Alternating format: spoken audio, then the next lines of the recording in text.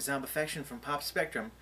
When most people talk about zombies, they're talking about the slow, shambling kind, also known as the Romero zombie. But were you aware that there's more than one type of zombie? Well, I'm here to tell you about another type of zombie, one created by one of the creators of Night of the Living Dead, the Russo Zombie. In 1968, a movie was released that created arguably the first new monster in decades, George A. Romero's Night of the Living Dead. A classic film and the beginning of a new genre of films. What you probably don't know is, Night wasn't made by only George. He wrote Night with John A. Russo. It's depressing you don't know that name, especially since he's the reason that zombies are known for saying brains. Due to a dispute on how to handle the sequels, Romero and Russo reached an agreement allowing both to handle spinning off the sequels on their own.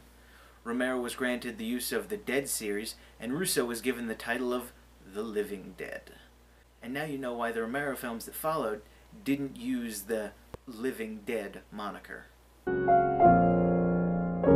While both series used for all intents and purposes the same monster, each series was widely different. Romero kept his series very serious and used zombies as subtle stand-ins and metaphors for things in the public conscious at the time. Night used zombies as a stand-in for communist fear of the very people around you. Dawn used zombies as a metaphor for the mindless consumerism of the times. Day used zombies to actually show the growing danger of our own military complex. And Return of the Living Dead uses zombies to eat teenagers and crack jokes. Okay, having said that, now I really just want to talk about Day of the Dead. It's a really good movie. You should definitely check it out if you haven't. Not the remake. Don't check out the remake. In the original Night of the Living Dead, zombies are shown to have little to no real intelligence with the exception of using blunt objects to smash things. Romero would later come back to the concept of relearning to live, where Russo would throw the entire idea out the window and just give his zombies full knowledge of their previous lives. Russo's zombies could talk, operate machines like cars and radios, and eat the flesh of the living. Originally not because they have a ravenous hunger, but because eating brains. How does that make you feel? It makes the pain go away.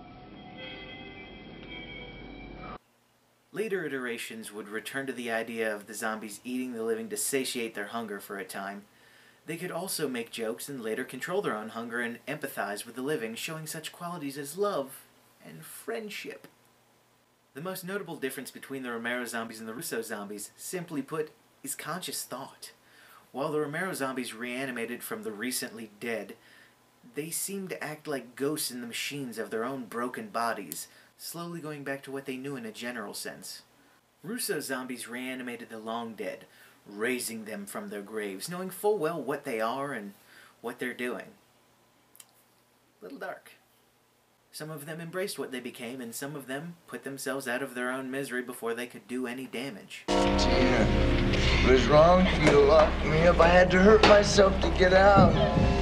But I forgive you, darling. And I know you're here because I can smell your brains.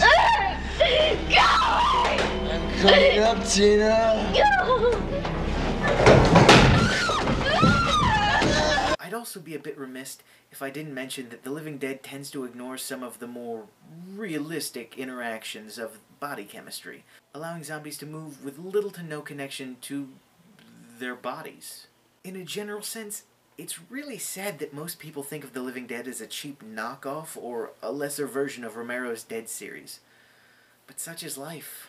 Hopefully if you haven't seen the Living Dead series, you'll go looking for them, because even if they don't have the subtle social commentaries that Romero's films had, they're nonetheless really good, not to mention really influential in the zombie genre. They did get stupider as they go on though, so you're warned. So, did I miss anything? Did I leave out a crucial bit of information on the Russo Zombie? Well, let us know in the comments below.